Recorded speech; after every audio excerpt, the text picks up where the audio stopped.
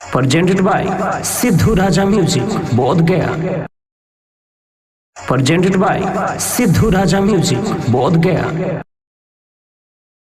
डिंपल देवी जिंदाबाद जिंदाबाद जिंदाबाद, अरविंद बाबा जिंदाबाद जिंदाबाद जिंदाबाद, टेम्पू छाप जिंदाबाद जिंदाबाद जिंदाबाद। Presented by ARK music studio इटमा। कोई नोटों के सहारे बैठा है तो कोई बोतलों के सहारे बैठा है, कोई विकास के झूठे खोखलों के सहारे बैठा है। कोई जाकर कह दो उनसे चुनाव वही जीतेगा, कोई जाकर कह दो चुनाव वही जीतेगा जो जनता के दिलों में हौसलों के सहारे बैठा है, हौसलों के सहारे बैठा है। एक एक वोट पंचायत का विकास लिखेगा, एक एक वोट पंचायत का विकास लिखेगा, जो हुआ नहीं कभी तो इतिहास लिखेगा।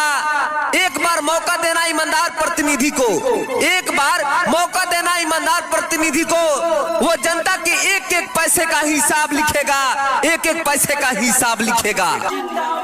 नून रोटी खाएंगे, डिंपल दीदी को जिताएंगे, क्यों पड़े हो चक्कर में, कोई नहीं है टक्कर में। डिंपल दीदी मत घबराना, तेरे पीछे सारा जमाना।